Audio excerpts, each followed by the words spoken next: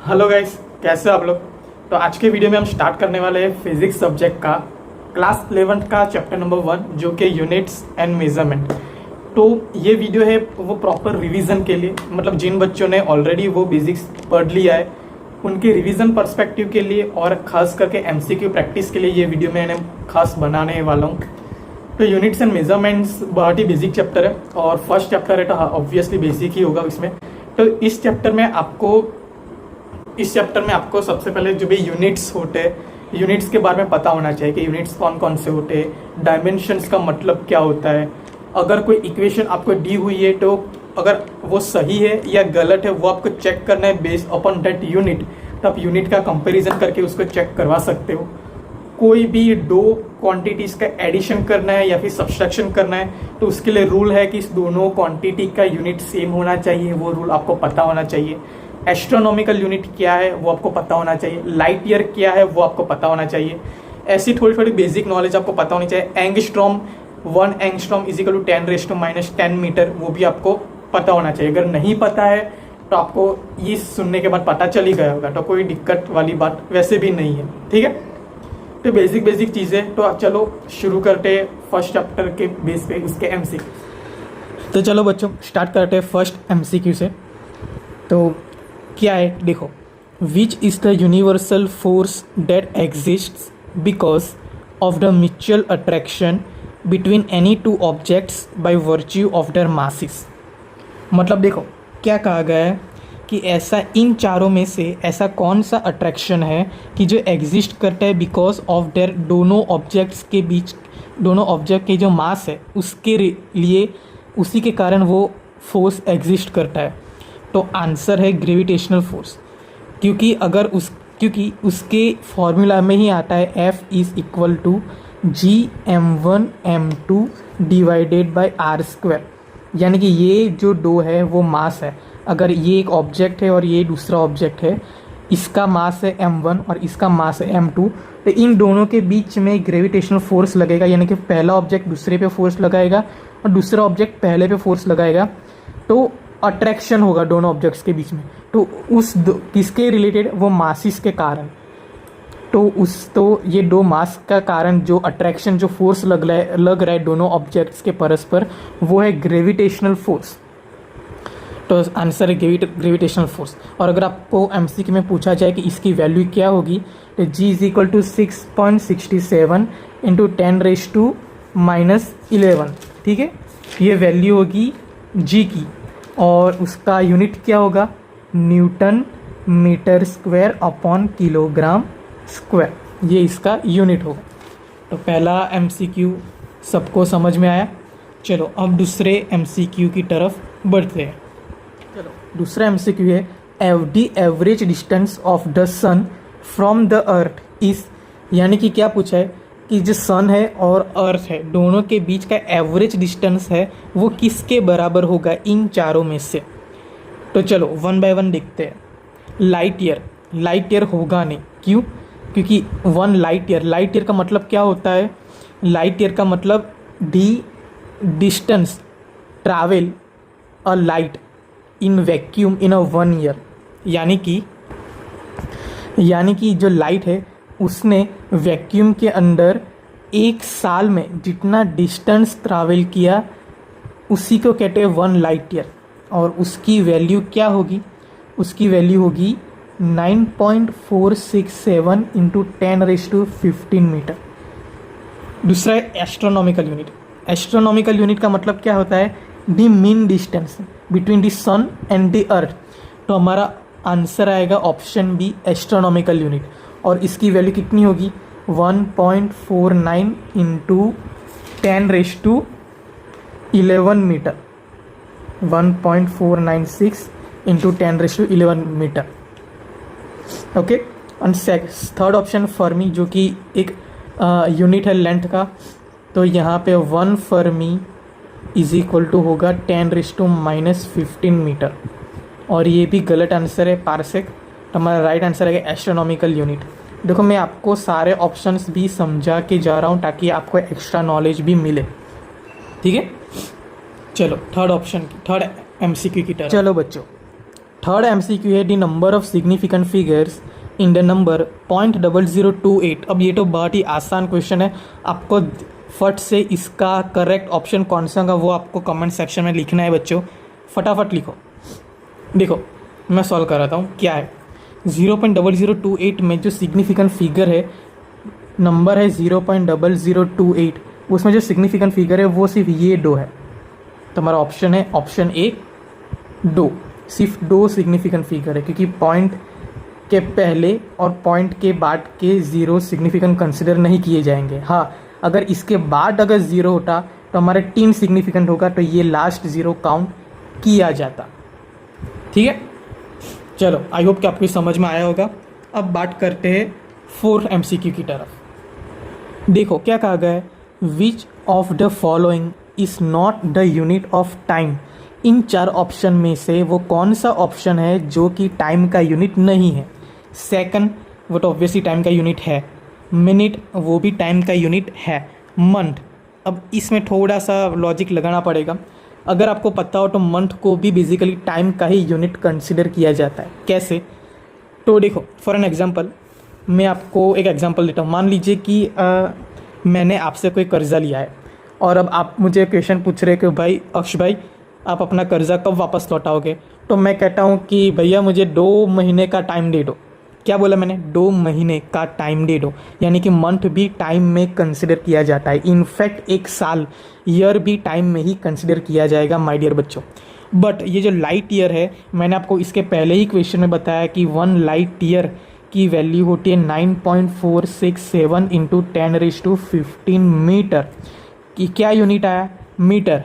क्या यूनिट आया, metre. Metre, तो मीटर किसका यूनिट होता है, ऑब्वियसली डिस्टेंस का यूनिट होता है। तो लाइट ईयर क्या है, एक डिस्टेंस का ही यूनिट है।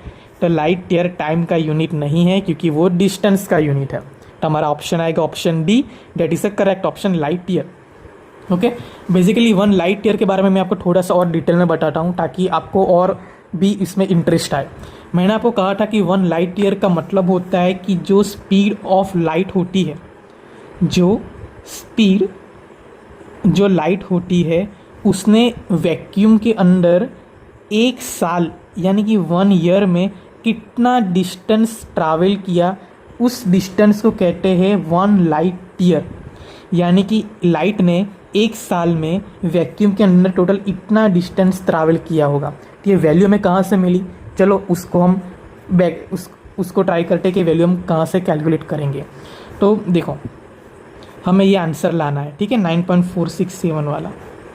तो speed of light, ideally light की स्पीड कितनी होती है, 3 into 10⁸ metre per second. Okay, multiply by 1 year में कितने सेकंड्स होते हैं, तो चलो वो कैलकुलेट करते हैं। 1 ईयर में 365 डेज होते हैं, तो एक दिन में 24 घंटे होते हैं, 1 घंटे में 60 मिनट होती है और 1 मिनट में 60 सेकंड होते हैं। तो ये कुल मिला के आपको आएगा 9.467 इंटू 10⁻15 मीटर, इतना आंसर आएगा। तो ये हम ला दिए। ये होता है 1 लाइट ईयर, एक डिस्टेंस का यूनिट होता है। आई होप कि आपको ये MCQ में बहुत कुछ जानने को मिला होगा। तो चलिए अब बढ़ते आगे इंटरेस्टिंग MCQs की तरफ। ओके, हाँ, अब ये बहुत ही अच्छा क्वेश्चन है कि जिसके अंदर हमें मैथ्स आएगा, यानी कि कैलकुलेशन थोड़ा सा आएगा और आपको भी बहुत मज़ा आएगा। चलो देखते हैं कि क्या है।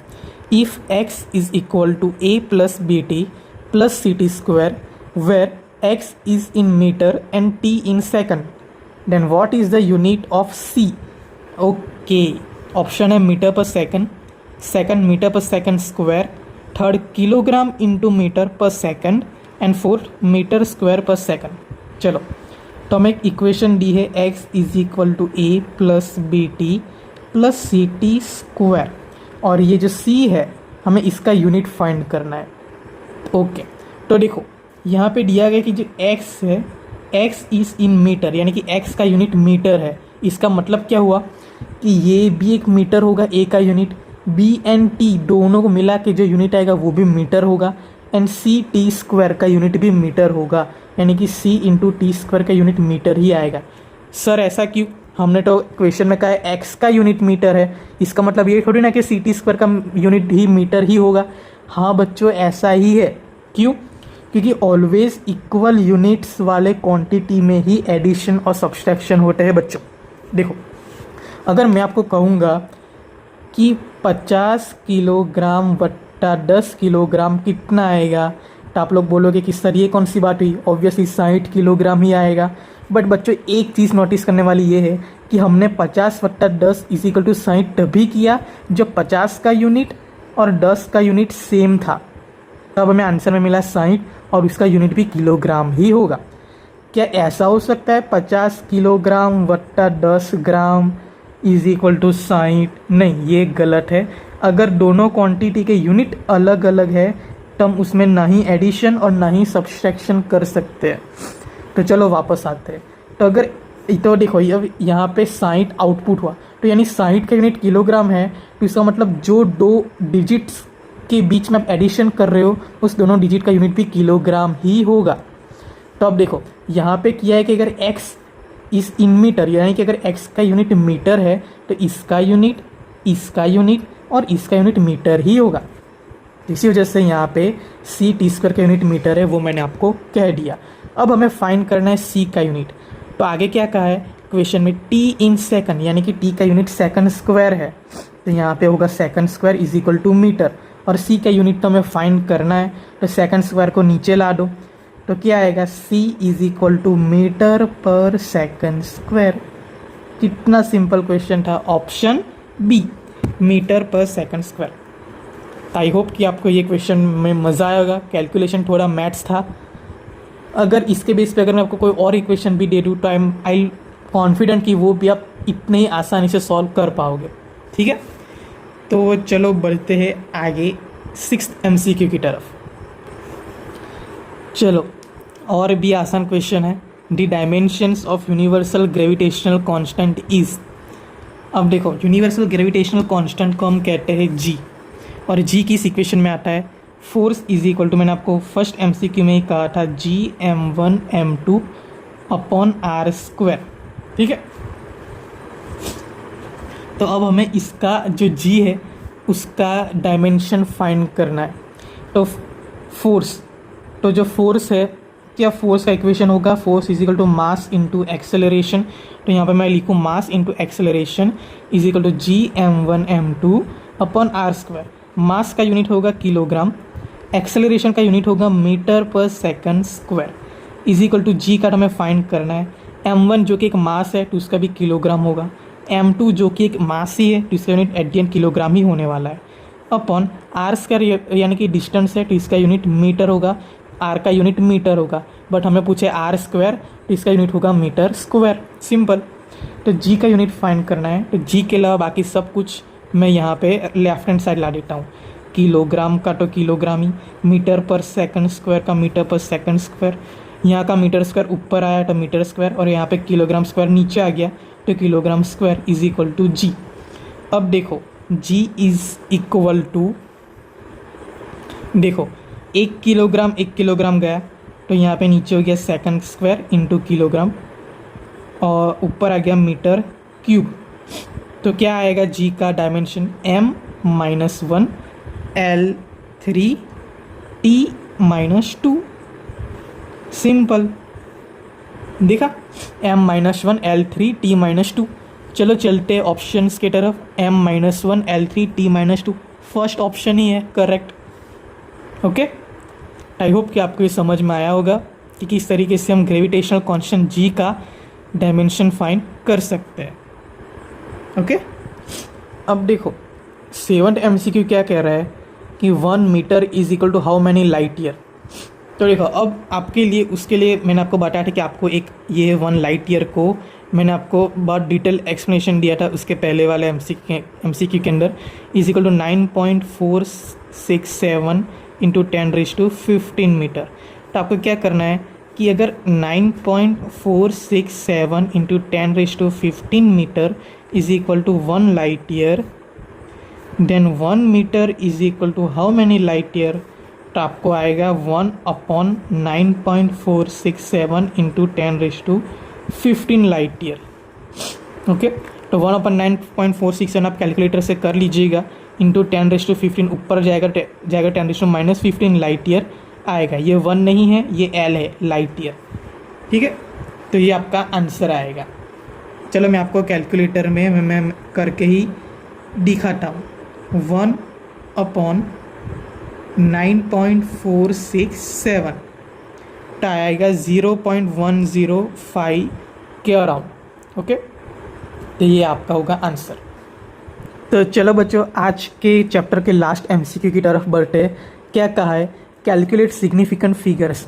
तो इन सब में से कितने सिग्निफिकेंट फिगर्स है वो हमें फाइंड करना है। तो चले बढ़ते फर्स्ट की तरफ।